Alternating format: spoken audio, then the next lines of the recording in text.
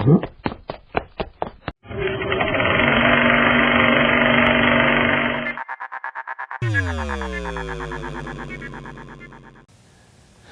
to Airborne on 88.5 FM and staugustine.com, bringing interesting people from your world so you can stay dialed into your community and the folks who make it tick. We have a very special guest with us on the couch today. I want to welcome Senator George McGovern. Senator, how are you today? Well, I'm just fine, enjoying the nice weather. Yeah, you got to be enjoying it here down in Florida, huh? That's right. And St. Augustine, you've recently moved here. Could you maybe share with our viewers how you found St. Augustine and how you wound up here? I found it several years ago. My wife and I were just cruising around various parts of Florida. It seems to me I had to make a speech in Jacksonville, and it was in the lower bank building there. But we came on out to St. Augustine just on a hunch that it might be an interesting place. I had been noticing it on the map for some years, and I knew this is where Ponce de Leon had set foot for the first white settlement on the entire North American continent. So as an old history prof, that caught my attention too. And a few months ago I came down and bought a house. I'm located out in Seagrove. Beautiful. Yeah, it's a nice area. Oh, definitely. Yeah. And you split time between here and South Dakota? I do, and I guess you'd have to throw in Washington, D.C. I've got a really fancy title. I'm a senior policy advisor to a law firm. I'm not a lawyer, but sometimes you have to put things in historical perspective to know what's going on. You got to go back to the roots of things, and so true. That's what I do for them. Well, you and I enjoyed a visit on Flagler College Radio, and we discussed your illustrious career and as you came through, also serving in World War II. And we left off talking about just touching on the topic of world hunger, which is actually something you've been involved in for quite some time. And I remember, I looked up, if you don't mind, about your appointment by President Kennedy as on the Food for Peace program.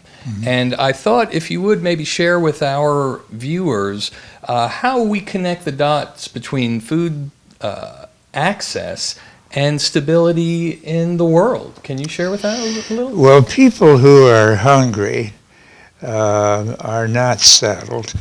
If you don't think that hunger is the most important fact in their lives, just try for 30 days going on a little bowl of gruel of some kind in the morning, and that's it for the day. Or maybe a crust of bread or two. And then ask yourself at the end of a month, what's the most important problem in your life? I think you'd say it's hunger. And that's true for about 1 billion people. Out of the 6.5 billion people on this planet, about 1 out of 7 are chronically hungry. I don't mean because of a flood or an earthquake. I mean they're hungry all the time, whether there's any natural catastrophes or not. So I got interested in that problem way back in World War II. And when John Kennedy came to the presidency in 1961, he named me the first Food for Peace director, which means an effort to move our surpluses, surplus wheat, corn, barley, rice, oats, all of those things, powdered milk. And so we were moving it at a rate of about 4 million tons a year for all the time I was in the Food for Peace program. There's no question that that added to the greater stability of, for example, India, which we kept alive during the 1950s and 1960s with American surplus foods. Mm-hmm. And so if you can get rid of that surplus in a constructive way, I mean, we could just take it out in ships and dump it in the ocean, but to use it constructively, to save lives and to health, and to give little children the energy to learn, that's a very important task. I think the Food for Peace program, along with the Peace Corps, those two were probably the two most creative actions of the Kennedy administration. I think Jack Kennedy would say that if he were here today. In the year 2000, President Clinton awarded you the Presidential Medal of Freedom. Can you share with our viewers a little bit about that award and what it meant? Well, as some of the viewers know, that's the highest award any American civilian can get. Mm-hmm. The Congressional Medal of Honor for servicemen is on a different level, but the Presidential Medal of Freedom is one of the things I'm proudest of in my career. That came at the hands of Bill Clinton. That's fantastic. It's an interesting thing. When he was hanging the lace around my neck here with the Freedom Medal, I literally could not hold back the tears. I pretended to have to cough. Yeah. And throw the tears away. Yeah, it meant that much. Yeah, it really did. It stirred me deeply. I got the Distinguished Flying Cross as a bomber pilot in World War II. I was then, I guess, 21 years of age. So I suppose that moved me with equal emotional fervor. I was just glad to be alive. But to get a Distinguished Flying Cross for doing it was another lift in my life. You also were appointed the United Nations Ambassador on World Hunger in 2001. There seems to be a pattern here, isn't there? It's interesting. Basically, I'm an elected politician. Right. I served in the House for 2 terms, in the Senate for 3 terms, 18 years, 22 years in all in the Congress. But these appointed posts weren't bad in terms of giving you satisfaction. Food for Peace Director, U.S. Ambassador in Rome to the 2 big food agencies there. Mm-hmm. And then as I finished that term in Rome, I was there for 4 years, the United Nations created me the first global ambassador on hunger. Mm-hmm. And I learned a lot in all of those posts. Mm-hmm. They greatly improved, I think, my sense of what's important in life. This World Food Prize, also, you shared that. That was something that an initiative between both you and Senator Bob Dole, is that correct? That's correct. Bob Dole and I, when we were in the Senate, Mm-hmm. we had some vigorous debates where we were on opposite sides of an issue. He was for the Vietnam War. Right. I was just as strongly against it.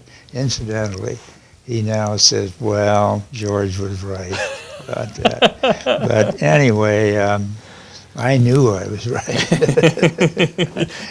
You didn't need his validation, huh? I can't walk along that long marble wall in Washington with those 58,000 names of boys that died in Vietnam, a private from Oklahoma, a sergeant from New Jersey, a corporal from Sacramento, all that. It really gets me. And that's one of the reasons I oppose unnecessary wars. Mm-hmm. I'm glad I participated in World War II. We ended Hitler and his madness. He killed 6 million Jews, mostly his own citizens. Mm-hmm. We've never had a monster like that. So I'm proud of that, but I don't like these unnecessary wars like Vietnam and the one that's going on now in Iraq, and I hope they don't crank up another one in Afghanistan. We can't police that troubled, conflicted Middle East. Nobody's ever been able to do that. But Bob Dole and I, while we might disagree on some of these foreign policy questions, we stood together on things like veterans affairs. I may be against a war, but I want the veterans who fought in that war and who had nothing to say about creating the war. I want them to get generous benefits. And I can't stand hungry children, and neither can Bob Dole. So we formed this alliance to reduce hunger in this country. We just revolutionized food assistance in America, food stamps, the federal school lunch program, the WIC program for women, infants, and children. So Bob Dole and I have become very strong friends. We don't talk about the things we disagree on. There's plenty you do agree and on. there's plenty where we do agree, and he and I shared the World Food Prize, which is the top honor anybody can get in dealing with the problems of food and agriculture and nutrition in the world. You were born just a few weeks apart from my late father, and is there a coincidence between the fact that Senator Dole and yourselves being from the era that remembers the Depression, is there an impact on a young person that makes them realize that when coming up in a life of doing without, how important something as basic as food is? Because my dad was the kind, we couldn't leave the table until the plate was clean, buddy. At our house, my mother said, "Remember the starving Armenians."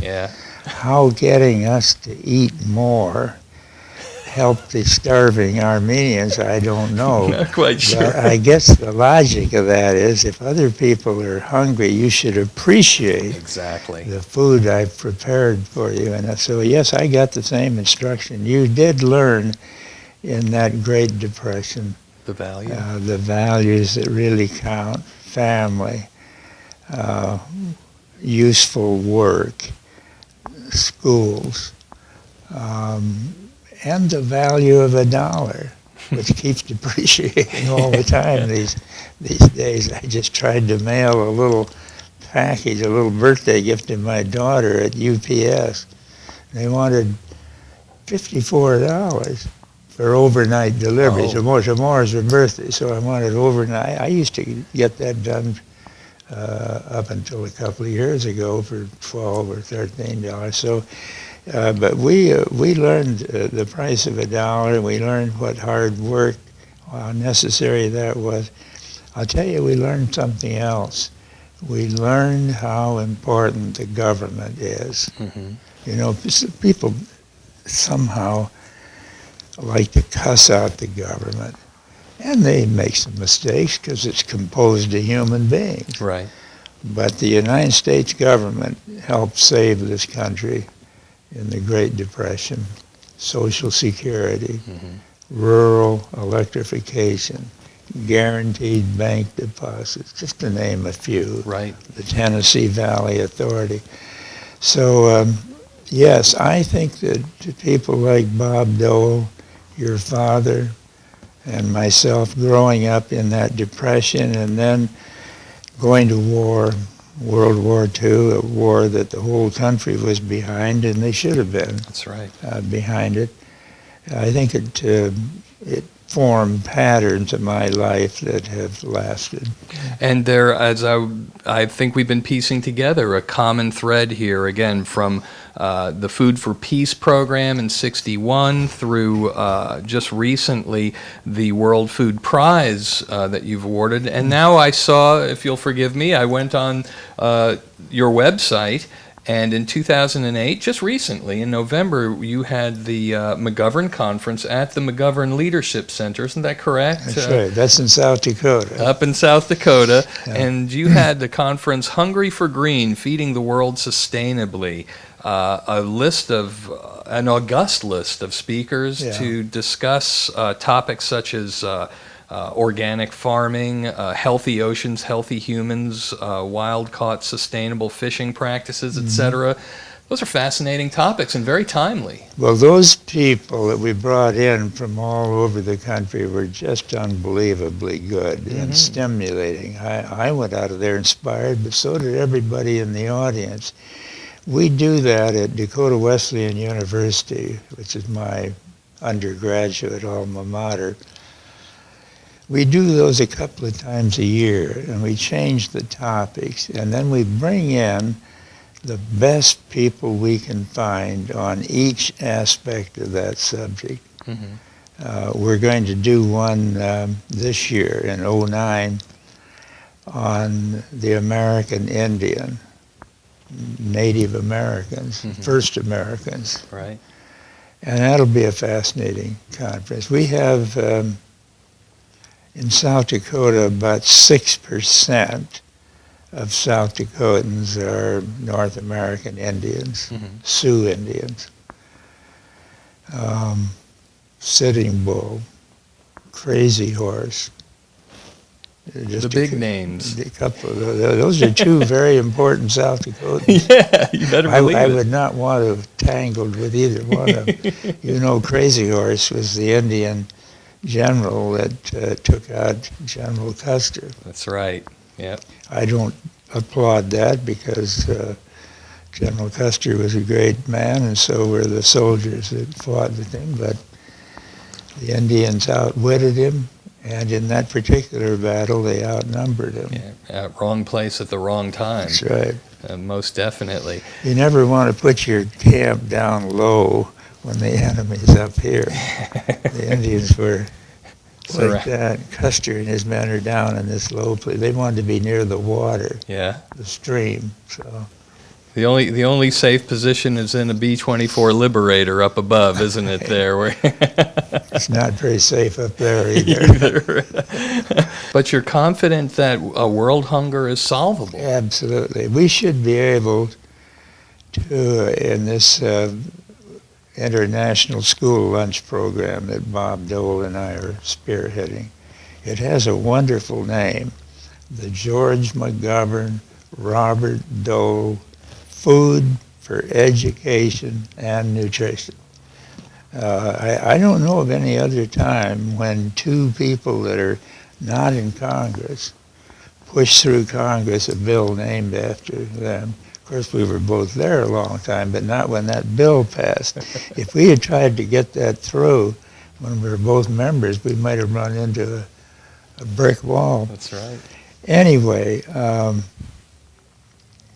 I think we ought to be able, by the year 2015, that's not so far away, to provide a good, nutritious school lunch every day for every hungry school child in the world. In other words, those not now being fed. Wow. We got about 30 million American youngsters that are fed every day in school lunch. We need to increase that amount worldwide about at least 200 million to reach the kids that now don't get anything in the way of school feeding. And I think we can do that. Tremendous. 2015, you say? Yeah, now don't come back here. I may not be around in 2015. That's 6 years away, but I expect to live to be 100, so We're good to go. I expect to be able to enjoy this victory. Just coincidentally, that's St. Augustine's 450th anniversary, Is too. it really? Yeah, so we might Wow. be able to tie the two together. What do you say? Well, that'd be great. I'd welcome that. I love this city and the beach part where I live. I'm getting the feeling the city loves you, too. Well, don't discourage that. I hope you would be willing to join us from time to time. You know, it'd be great to have your perspective on world events, on things such as world hunger, and anything that you see as that we might benefit from your experience and expertise in the future. Do you think perhaps you could join us? I'd be happy to. One thing that's on my mind these days, I'm a great admirer of our new president.